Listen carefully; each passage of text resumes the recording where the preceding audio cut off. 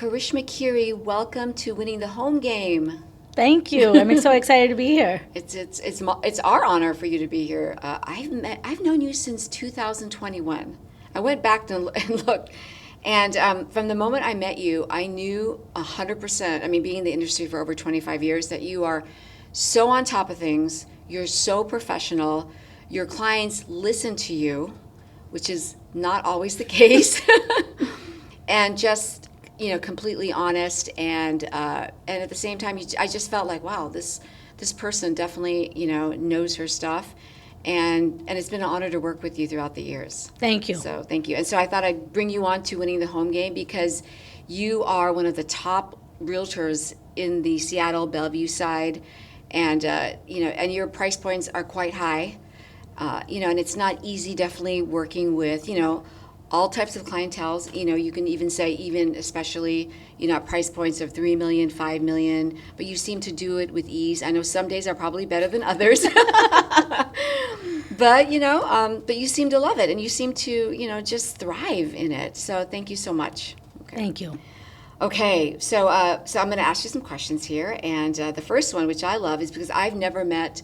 I like to ask, real estate agents I work with, what did you do before this, right? But yours is really, really special and interesting because it really, it's part of our city and who we are here. So you went from being a director at Microsoft to one of the top real estate brokers in Washington. What inspired that transition, and how does your background in tech and project management give you an edge when working with first-time home buyers or sellers? Yeah. Well, so I thought when Dilip and I got married, my husband and I, 15 years ago, and I'd gone through my first real estate transaction right after we got married. And, we worked with a broker that Dilip had already worked with, very nice person, very protective, but it gave me an understanding that the role and responsibility of a broker is significant because there's so much money involved. But often I see brokers be transactors, not partners and advisors. And so I started ruminating in the back of my mind that, just like you have a wealth strategist or other advisors in your life, in real estate it should be no different. It shouldn't be that, I want to buy a house or I want to sell a house, let me just help you do it. But the advisory role needs to come in. So I got inspired. I actually had a company that I had other partners with after Microsoft. And when we sold that company, I thought I'll get into real estate because I wanted to be that partner and advisor. A lot of my family thought I was crazy, but they understood my why. And so that's how I got in, is to uplift the industry, to bring in that partner advisory role, and to bring in that intellectual rigor so that clients felt they had an advocate by their side to achieve their goals. Right. So super successful at Microsoft, Yeah. and then super successful as a real estate broker. I think that's a trend. I think that's you. So I love it. All right. So you're also a certified negotiation expert. That is amazing. Now, what are 2 strategies first-time buyers can use to make their offers stand out with your guidance? Yeah. I think strategies always depend on the market that you're in. So if it's a seller's market, there's a different set of strategies. And in a buyer's market, there's different strategies. But there are some core basics that I think should exist regardless of the market. And one is the lender. Who you work with, buyers don't realize that the lender can make or break their file and the way that they are presented. So for example, we recommend local lenders who believe in providing a deep review process so that buyers are actually ready to go. Because then when I am representing that buyer to that agent, I can let them know this is not just an approval. This is an actual underwriting approval. All of their documentation reviewed. They are good to go. They can close in 2 weeks. They can close in 3 weeks. And so buyers have to realize that there's always these levers when it comes to the offers, terms and price. And if we can make certain things strong, we can possibly get a better price. So I like to get the easy stuff done in a strong way so that we have better negotiating power on the price. So that is one thing I would recommend that buyers should focus on, is a lender that represents them well. And you require every client that you work with to go through the underwriting process? Yes. In fact, we don't even show a home until someone has done that. Wow. Yeah. Not just pre-approval, underwriting. Correct. That's wonderful. Because we've had scenarios where a buyer didn't do it, they loved a house, and then it took too long to get underwriting completed and the house was sold by then. And it creates a very disappointing experience. So we want our clients to have a great experience, make it fun and informed. So, And you're only helping them. correct. That's right. You're helping them win. That's Correct. what you're doing. I love that. Okay. Now, what data points do you look at to evaluate if it's the right time, right, to sell or buy, as a buyer? Yeah. So one of the biggest things that I look at when it comes to when it's the right time to be a buyer is monthly supply of inventory. So it's always a supply and demand game in real estate. Right now, on the east side, we have 2.5 months of inventory, which is pretty high. We're used to 1.2 months or below typically. So when we have this excess supply, then the buyers are in a stronger position of power. And so when I see those kinds of situations, I want our buyers to proceed. In fact, I believe this is one of the best buyers markets we've seen in a long time. There's a really famous quote by Warren Buffett that says, be fearful when others are greedy, be greedy when others are fearful. And you can actually equate it in today's market where a lot of buyers are on the fence because of higher interest rates or other uncertainties.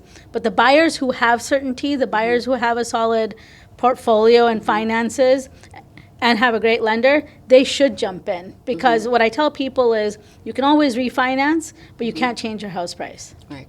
Sometimes buyers are scared. And even though it sounds like that's the right thing to do, how do you help them overcome that fear? Or can you even? I do. Some of the things I do is sometimes we'll show them what the same house was worth a few years ago. So they see, wow, okay, I am getting a deal.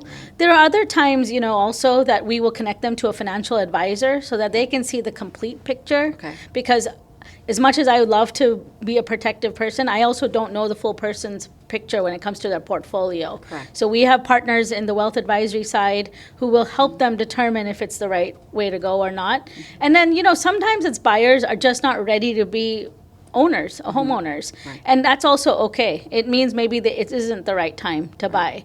But we try to address what is the concern with either through experts who are really good in that area or for me to show data. And specifically for them, for their Correct. situation. I love Correct. that. Okay. All right. How do you help your clients choose between a condo, townhouse, or single-family home? Because, for me, I get a lot of clients who are saying, I don't know yet what I should buy. And they ask me for advice, but what would you tell them? Yeah, so first I always work backwards, which is what is the end goal? So are they trying to optimize for a certain living style in terms of location, walkability, budget, future value? All of these things really matter. So in our market, single-family detached homes appreciate way more significantly than condos and townhomes. In fact, condos and townhomes in our market have not appreciated that much.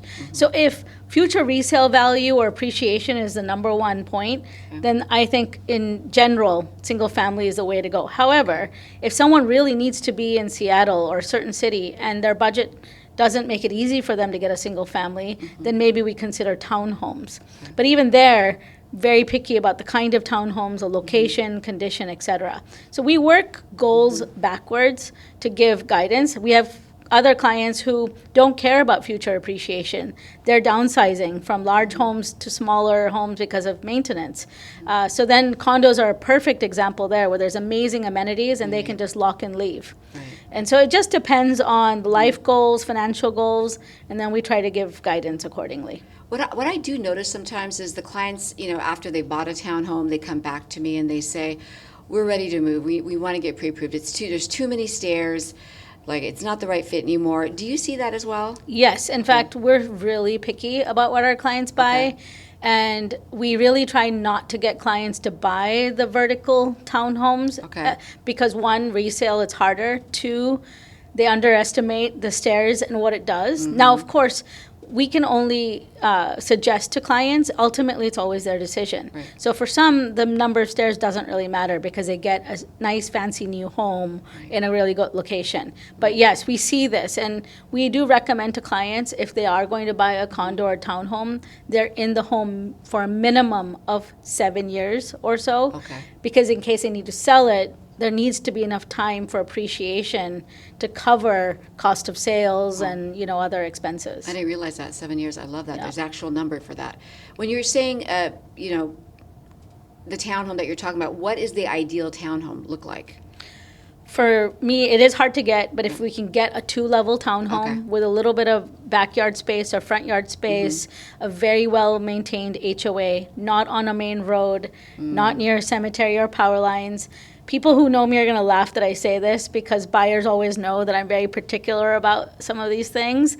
And so sometimes buyers are like, oh, it doesn't matter to me. Then they'll talk to their parents and say, okay, you're right. We don't want to buy near these areas. But yes, so 2 stories, good floor plan where you have an equal number of bedroom, bath, like 3-bedroom, 2-bath, or 2-bedroom, 2-bath.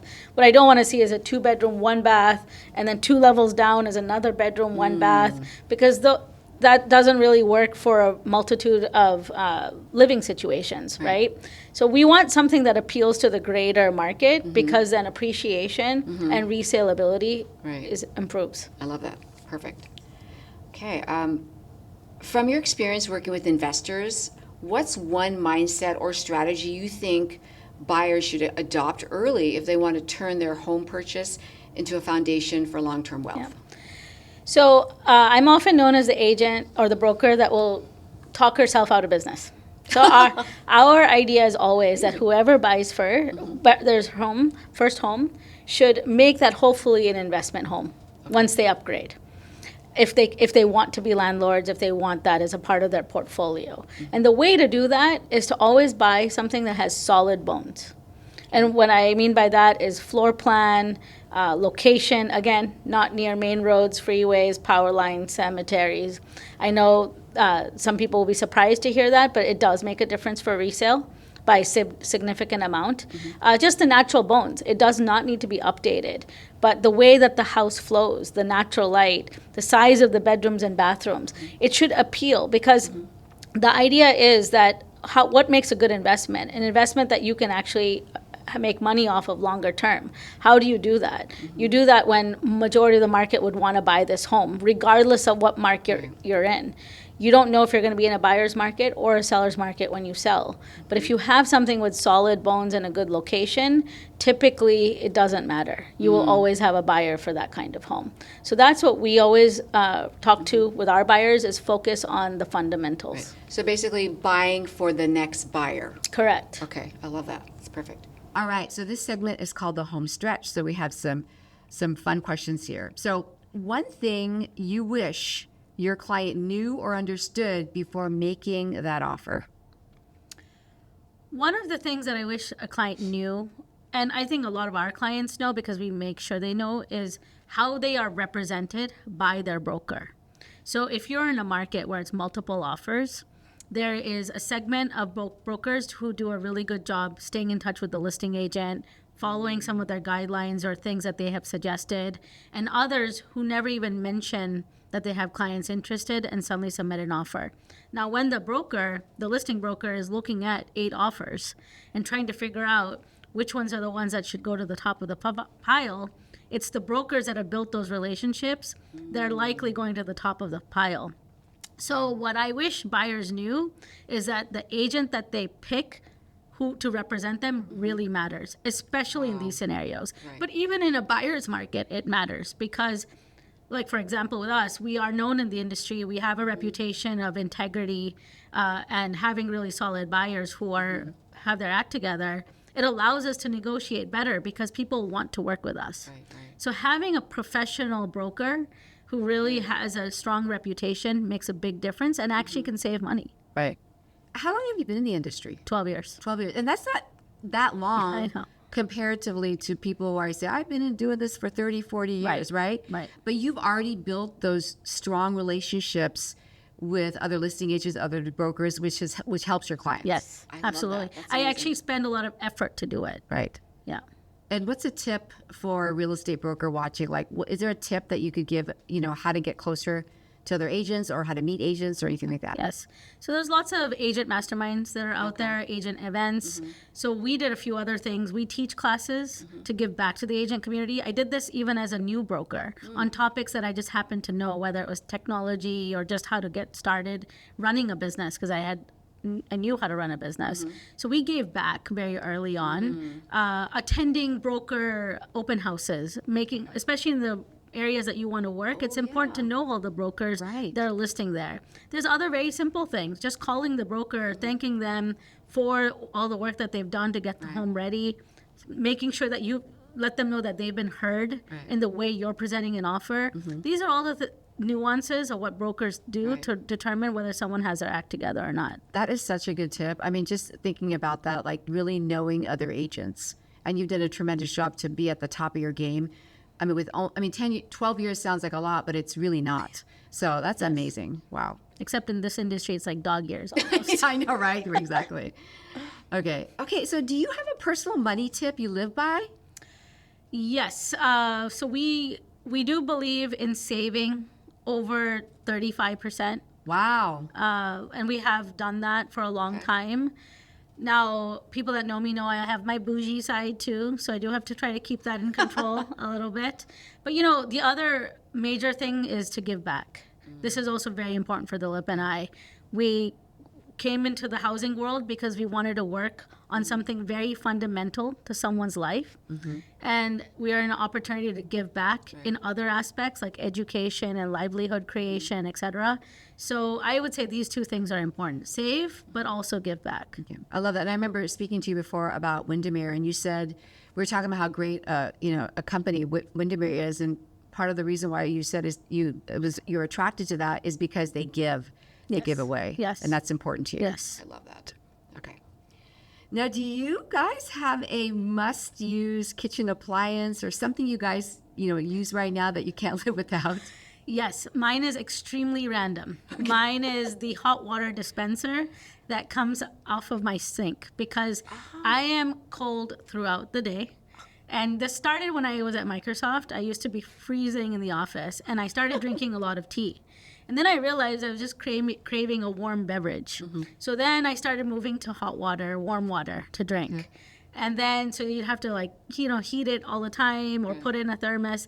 So then when we had our kitchen remodeled, I added a hot water dispenser so that I could get on demand warm hot water. Do you put anything in the hot water? It's Nothing? just plain hot water. Lemon, nothing? No, sometimes I'll put lemon, but mostly it's just plain hot water. And I'm assuming it's filtered, or is the water filtered? No.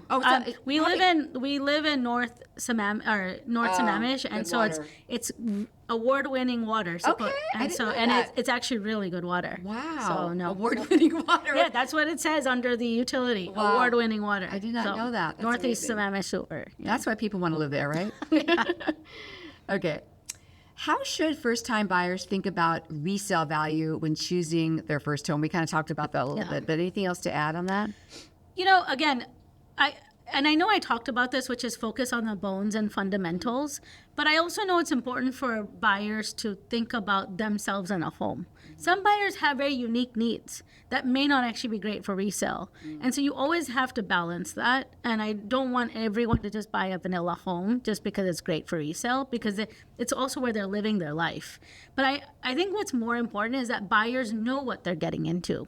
There's been several buyers we have helped this year, many years, where they had worked with a different broker. They heard our name, they came to us, and they said, I wish we would have known a lot of these things about the first house we bought. We didn't realize being next to a power line is a bad thing, or we didn't realize that having this floor plan is going to make it hard to sell this house. So it's more of, important for us that none of our clients are ever surprised. Oh.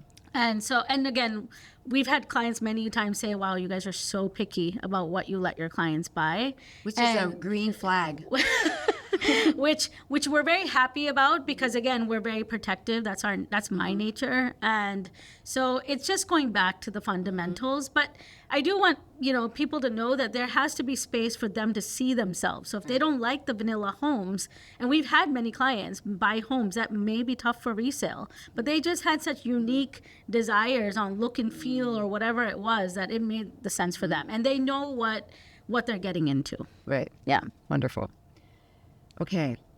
What should buyers understand about contingencies, appraisals, and escalations in today's market? Now, first of all, let's talk about what you think the market is like at this moment, which is, are we in October yet? We're just still in the end of September 2025. Yeah. So tell us what you think it is first. So we are still in a buyer's market. Like I said, we have 2.5 months of inventory on the east side, 2.2 on the Seattle side. But interestingly, on the Seattle side, 40% of homes go at or above asking price. On the east side, that number is 33%. So there is at least a third of homes that are going at or above asking price. The right house, the cream puff house with good floor plan, good condition, is going multiple offers. In fact, this year, most of our buyers have had multiple offers. And that's because usually our buyers like the really good homes. It actually concerns me when there's a home sitting on the market for a long time, because then that gives me an indicator there's something up with it that could affect future resale, right? So what I tell our clients about is, if it's a good home that just happened to slip through the cracks because it was overpriced, well, then that means we have to focus on getting a really solid price. And the way we do that is go back to the levers. Well, if they're underwritten with you and there's a home inspection and the home is in good condition, maybe we can submit a clean offer, even without contingencies, even if we're not competing, but ask the seller to go much lower in price. Because they know it's a done deal, many sellers may agree to that. Recently, we had a client who bought a home in Magnolia, almost $100,000 below asking price, and the home was only on the market for 11 days. Wow. So, there's a lot of these scenarios, and this is all about understanding those levers and what matters to the sellers to waive the right carrots. In other scenarios where we don't feel good about the home condition, then you know that home inspection is not something you can remove. And so therefore you have to be more conservative on price and the terms. So we try to figure it out, and it's really a case by case because it's dependent on the home, the condition, the price, and the seller conditions as well. I'm going to ask you about inspections, because I get clients who ask me this question, like, there was already a pre-inspection on the listing. They ask, is that legit because they pick that person? How do you feel about the pre-inspections? Yeah. Tell us what that is too. Yeah. So we look at the pre-inspections, we look at how thorough it was, did they check all the systems? Dilip and I have also done a lot of investment properties on our own, so he has a great understanding on just construction and condition of homes. So he'll read them. If we have questions, we'll call our favorite inspector to do a second look on the inspection report. And if we feel it's thorough, it's a well-known company, we may suggest to our clients that you should be good. If it doesn't look thorough, we've never heard of this company, seems a little fly by the night, then you're going to feel that uncertainty from me, and we may still keep the inspection contingency in there. We may make a quick one so that the sellers know we're moving along the process. So, this is hard. It's also dependent on the risk tolerance of the buyer, because contractually, the onus is on the buyer to do all their due diligence. Right. And so we kind of get all the information out there and let the buyer decide. Of course, they ask for our recommendations, so this is how we go through that decision making. And a pre-inspection, for anybody who doesn't know what that is a lot of times in our market here, there is a home that has been listed, and the listing agent provides a pre-inspection in the anticipation that there's probably going to be multiple offers, and we don't want to have so many inspectors in the home. Is that the correct answer? Yes. Okay. And in fact, we've had, when it's been a seller's market, we have had buyers that if the home didn't have a pre-inspection, they didn't even want to go see the house. Wow. Because they're just like, I don't know if I want to compete and know that there's no inspection, and then maybe pay for a pre-inspection or have to skip an inspection. So they won't even go see the home. Right. So over 70+% of homes in our market have pre-inspections. It helps the sellers, it helps the buyers. Do you require that for your listings? Yes. We haven't had a listing, even when it wasn't the norm, that have a pre-inspection. Wow. We like our sellers to stay in the power seat. I love that. All right. What trends are you seeing in the market right now that first-time home buyers should be aware of or take advantage of? Yep. So a few trends that we're seeing is home buyers, usually first-time home buyers are not as picky as those who are buying their second or third upgrade homes, right? But we're seeing a lot of home buyers be very picky, especially about cosmetic things. It has to look a certain way, etc. And sometimes really good homes in better locations and solid bones are getting passed up because they don't look like a shiny object. So one of the things we've been suggesting to our buyers is, if you're willing to do some of the work longer term, buy something in a better location for less money and put in that equity through updates and customize those updates. There's all the homes that are really well done, they are the ones that are selling. But that premium is getting taken by the seller who made all those updates. There's a lot of value to a buyer to take a home that needs to do those updates where they can take advantage of those premiums. So that's one thing we're saying. Another thing I'm noticing is there's so many buyers out there that don't even have brokers, agents. They're sort of on the fence. They're looking to see when the right house lists, and then they haven't even done the financing. They don't even have a broker. Wow. So the buyers that are ahead of the game, they have a broker, they have the underwriting completed, they're going to be in a position of strength. Right. And they should be able to act when a really good house lists. They should be able to act quickly. And probably avoid even a competitive scenario. Right. I think that's because the market is pushy. It's like we're not pushy, the market's pushy. Yes. Something will pop up, and there's also you have to have that house, and you have to be prepared. Absolutely. Right. Okay. What are the top 3 things a seller should do before listing their home to make sure it sells for top dollar? So fundamentally what happens in a buyer and a seller, right? Buyers look at a home and they want to feel like it's been maintained. They want to feel like it's been loved and not abandoned. So we believe these are the 3 items a seller needs to do. Get it pre-inspected so that it's out there, the condition of the home. Ideally, the seller has fixed, though, anything major. Very common, you'll see mold or rodents or, other types of things. 2, very important to get the home staged. Because when a home is empty or doesn't meld with the quality of the home, especially a luxury home or even any price point, buyers start to look for defects because they don't get swayed away by the eye candy. Wow. And so staged homes sell for way more and sell faster. Wow. There was a condo in Bellevue, a sub-penthouse, that was not staged, was on the market for months. And it had all these weird angles. So buyers couldn't visualize how the furniture would fit. Months later, we were on the buyer side here, but the listing agents finally were able to convince the sellers to get the home staged and show how room configurations would work. Wow.